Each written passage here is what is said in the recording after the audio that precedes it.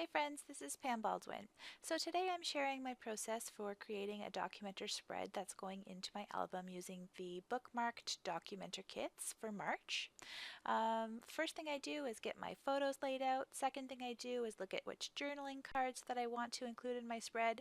Third thing I do is add a few embellishments. Sometimes that's the last piece, but in this process video you're going to see that it's the third thing that I'm working on. And the last thing I do is use my computer to be able to add on extra bits of journaling into my pages. So what I'm using here is some of the craft colored die cut pieces, and you see me here measuring the size of one of the banners in particular that I want to use. What I want to do is add my journaling directly onto that little tag. So I've gone into Photoshop Elements. I'm using Photoshop Elements version 15, and I'm creating a new canvas that is actually the same size as that little craft colored tag.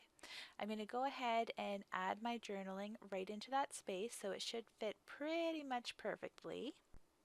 And the next step is to be able to get this actually printed onto the tag. So what I am doing is making a few adjustments to my printer settings. I'm going to say File, Print, and then I need to make sure that I've set it up to photo print on a matte photo paper that's 4x6, and I want to make sure that it's not going to be enlarged from that size. So printing it onto 4x6 paper. Then I adhere my tag to the printed 4x6 and run it back through my printer again. The next thing that I'm doing here is measuring one of my journaling cards. So last summer I upgraded to a new printer at home. I print all of my stuff at home, and I picked up a Canon Pixma IP8720. That's the brand that I'm using. This printer has been such an awesome game changer because it actually means that I can print directly onto 3x4 cards without having to attach them to anything else.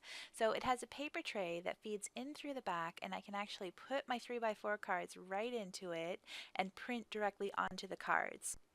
So what I do is create 3x4 canvases and then use the guide feature in Photoshop Elements to be able to get an idea of where my text should go so that it doesn't cover over any of the design or that it fits within the designated space. And then I have to make just a few adjustments to my printer settings again.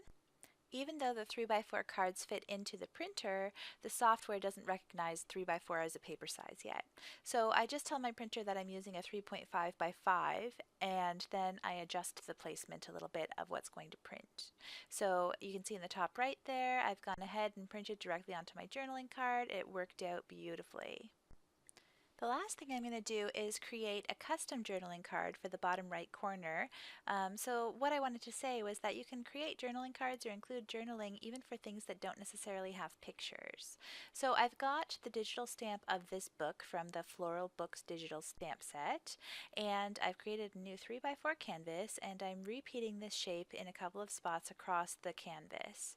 So one of the tricks that I wanted you to know about is that you can select multiple layers at a time and duplicate all of those layers together so that they become one group to be able to repeat your pattern down the page. It helps with placement and centering things so that you don't have to move each individual piece in place. So what I'm doing is I'm selecting the bottom layer, holding down the shift key on my keyboard and clicking on the top layer that I want as well, and then when you right click you're going to say you want to duplicate all of those layers together, and then you can reposition them on the page to wherever you like.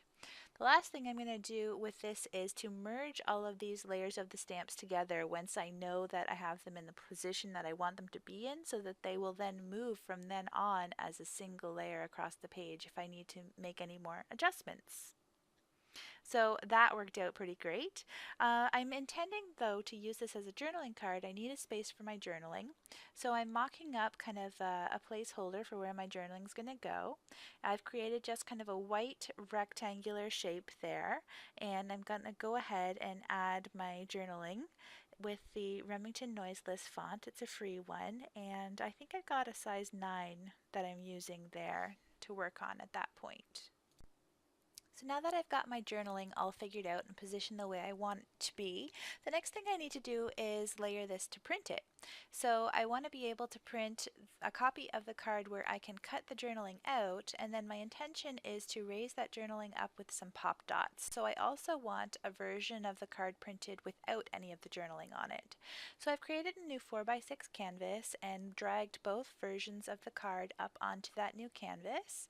I am getting ready to print it out, 4x6 matte photo paper. So once all of the pieces are printed out, the only thing that's left to do is to finish assembling it. So I've got my 3x4 patterned book card, I've got my journaling raised up with some dimensional foam tabs, and I'm calling this spread good for the day.